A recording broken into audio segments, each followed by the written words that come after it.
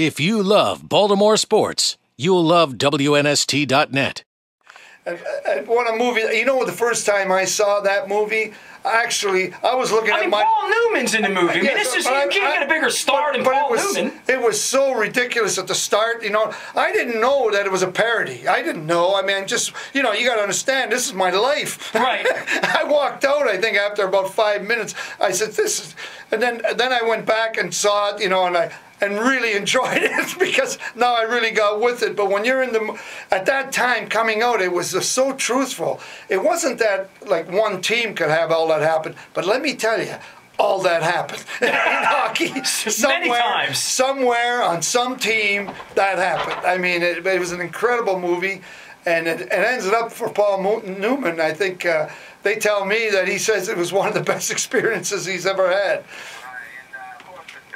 He does favor Mickey Rooney. Yes, does he? I just said that this morning. We were talking about it.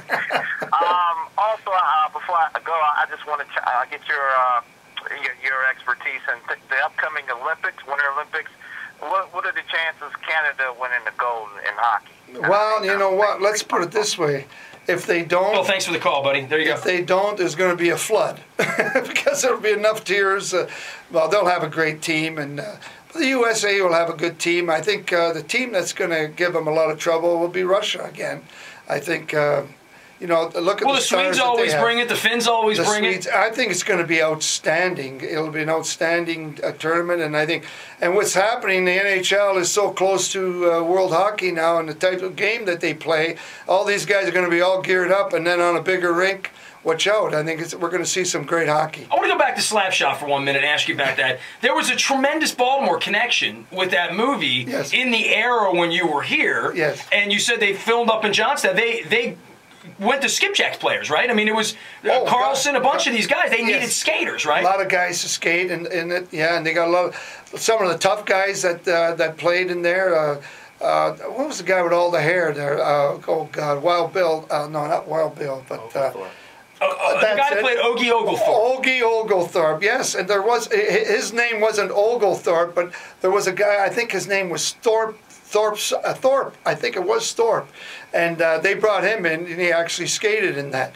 But, you know, the boys loved playing the three Hansons. They call them the Hansons, but they were the three Carlsons. Now, they've come back and visited me. And they have a website. They were doing stuff for Budweiser for 20 years, doing appearances. Steve Carlson still has a website. It's Steve Carlson. And do you do that? It's like a Slapshot night, bring them in? Oh, well, definitely. They water ski behind the Zamboni.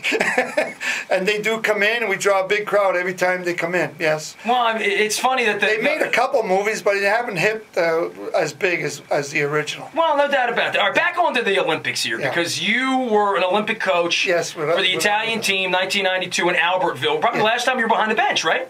Yes, definitely. Well, I've gone behind the bench when we've had a couple of a coach was hurt or injured with the team. But officially behind the bench. Officially behind the bench was the last time. So give me the Olympic experience as you remember it. I'll tell you, it was... And why I mean, you're Italian, but some people say, how does Italy feel the hockey team? My father came to this country when he was 14.